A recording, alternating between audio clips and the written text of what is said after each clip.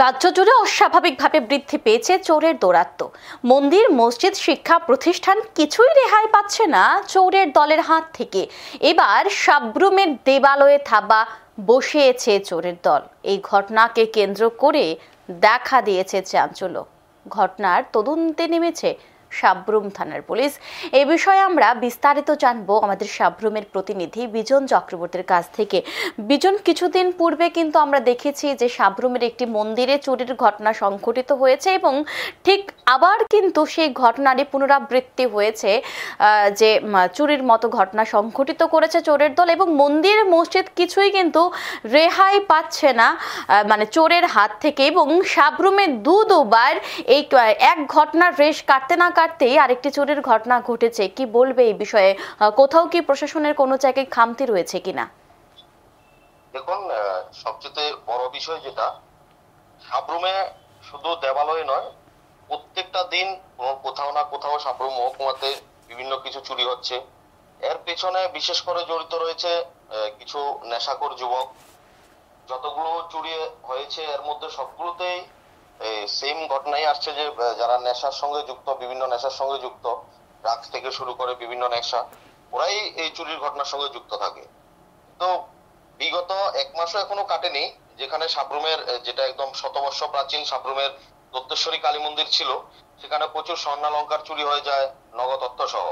সেই বিষয়ে সাব্রুম থানার পুলিশ এখনো পর্যন্ত মাত্র দুজনকে, যে তিনজনের সিসি ক্যামেরায় শনাক্ত করা হয়েছিল, এর মধ্যে দুজনকে গ্রেপ্তার করতে পেরেছে, কিন্তু যে মূল পান্ডা ওকে এখনো গ্রেপ্তার করতে পারেনি সাব্রুম থানার পুলিশ। এর মধ্যেই আবার একদম সাব্রুম থানা থেকে ঢিলছোড়া দূরত্বে সেখানে যে গতকালকে রাত্রে রামকৃষ্ণ সেবাশ্রম সোসাইটি থেকে বিভিন্ন জিনিসপত্র চুরি হয়ে যায়। কিন্তু সেখানে দেখা যায় যে সেখানে যে ধর্মগ্রন্থগুলো ছিল সেগুলো ওরা চুরি করে নিয়ে গেছে। তাহলে নেশার যেটা এখন উঠে আসছে যে নেশাই কারণে এগুলো হচ্ছে। আরো একটা বিষয়, যে কিছুদিন পূর্বে যে দৈতেশ্বরী মন্দিরে যে চুরির ঘটনাটি ঘটেছে, তখন পুলিশ কি মানে যাদেরকে আটক করেছে তাদের তাদের বিষয়ে যদি জিজ্ঞেস করা হলে পুলিশের কি বক্তব্য? তাদের বিষয়ে জিজ্ঞেস করা হলে তারা, পুলিশের যেটা বক্তব্য, তারা নেশা করে থাকে, তারা এর আগেও বিভিন্ন চুরির সঙ্গে যুক্ত ছিল। তো এটা শুধু ওই তিনজনের মধ্যেই সীমাবদ্ধ নয়, এটা পুরো সাব্রুমে একটা গ্যাং রয়েছে। যারা নেশা করে তাদের একটা গ্যাং রয়েছে, যারা বিশেষ করে ইয়াবা, ট্যাবলেট, তারপরে কোরাক্স, পেন্সিডেল সহ যেমন এখন ব্রাউন সুগার, এগুলোর নেশা করে। ওই একটা গ্যাং এটার সঙ্গে জড়িত, পুলিশ সেটাই ধারণা করছে। তো পুলিশ যেহেতু এই চুরির মতো ঘটনা যখন ঘটে তখন পুলিশের একটাই বক্তব্য থাকে যে যারাই চুরির মতো ঘটনাটি মানে সংঘটিত করেছে তারা প্রত্যেকেই নেশার সাথে যুক্ত। এবং তুমি যেটা বলেছো যে সাব্রুমে একটা গ্যাং রয়েছে, এবং পুলিশের কি কোথাও খামখেয়ালিপনা রয়েছে যে এই গ্যাংটাকে কেন পুলিশ ধরতে পারছে না? কি বলবে এই বিষয়ে? দেখুন, এটা এমন একটা জিনিস, পুলিশ চাইছে সেটাকে নির্মূল করার জন্য, কিন্তু সাধারণ, যেমন ধরুন প্রত্যেক পাড়াতেই কোথাও না কোথাও এক দুটা ছেলে রয়েছে এমন বকাটের ছেলে, নেশাখোর ছেলে, তারা প্রতিদিন এরকম করছে।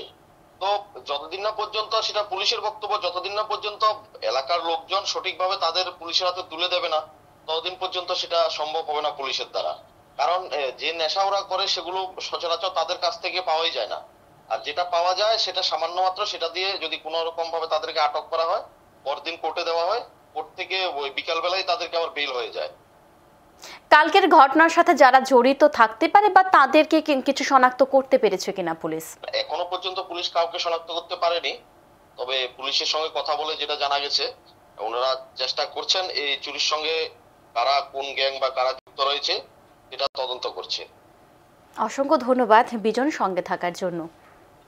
যতদূর জানা গেছে যে এই যে সাব্রুমে দুবার চুরি সংঘটিত হয়েছে, চুরির মতো ঘটনা ঘটেছে, ঠিক এক মাস যেতে না যেতেই কিন্তু আবারও চুরি হয়েছে। কিছুদিন পূর্বে আমরা দেখিয়েছি যে সাব্রুমের দৈতেশ্বরী কালী মন্দির থেকে কিন্তু প্রচুর টাকা এবং স্বর্ণালংকার নিয়ে গেছে চোরের দল। এবং গতকালকের যে ঘটনাটি একেবারে নিন্দনীয় বলা চলে, কেননা চোরের দল যেমন টাকা পয়সা নিয়েছে, ঠিক তার পাশাপাশি কিন্তু বেশ কিছু বাদ্যযন্ত্র কিন্তু নিয়ে গেছে এবং তার পাশাপাশি গীতাও কিন্তু সেখান থেকে চোরের দল নিয়ে গেছে। এবং পুলিশকে এই বিষয়ে জিজ্ঞেস করা হলে পুলিশের একটাই বক্তব্য, যারাই এই ধরনের ঘটনাটি সংঘটিত করেছে বা যারাই এই ধরনের ঘটনার সাথে জড়িত রয়েছে তারা প্রত্যেকেই নেশার সাথে যুক্ত এবং সাবরুমে একটা গ্যাং চলছে এবং পুলিশ চাইছে এই বিষয়টাকে একেবারে চুরির মতো ঘটনাকে একেবারে নির্মূল করে তুলতে সেই চেষ্টায় পুলিশ চালিয়ে যাচ্ছে, এমনটাই কিন্তু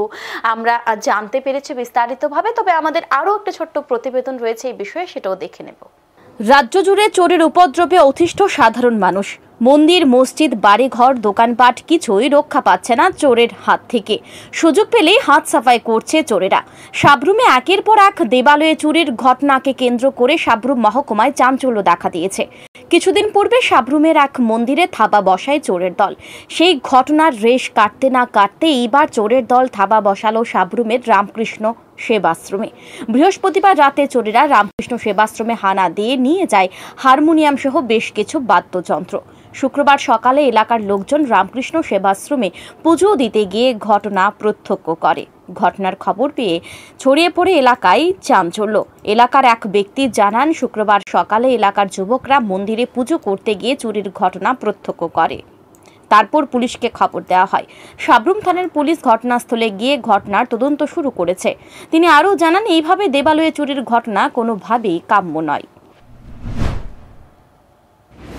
আমাদের ছেলেরা সকালবেলা ঠাকুর ঘরে পূজা দিতে এসে দেখলো যে আমাদের আশ্রমের কিছু জিনিস মিসিং আছে। তারপর আমরা আসলাম, দেখলাম আমাদের হারমোনিয়াম, মাদল, গীতা পাঠের যে আলমারিটা আছে ওইখান থেকে ঢোল, চুরি, কাঁসা, ভগবত গীতা, মহাভারত আর কিছু চাটাই এগুলো মিসিং আছে। তখন আমরা পুলিশকে জানালাম, ওনারা এসে দেখে গেছেন এবং তদন্ত করে গেছেন। রাজ্য জুড়ে চোরের উপদ্রব বৃদ্ধির জন্য অনেকে দায়ী করছেন নেশার রমরমা বাণিজ্যকে। কারণ যুব সমাজ ক্রমশ নেশার সাগরে ডুবে যাচ্ছে, আর এই নেশার টাকার যোগান দিতে তারা চুরি ছিনতাইয়ের মতো ঘটনার সাথে জড়িয়ে পড়ছে। বলতে গেলে অপরাধ জগতে পা দিচ্ছে।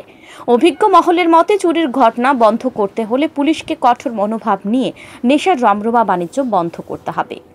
Bureau report, news today.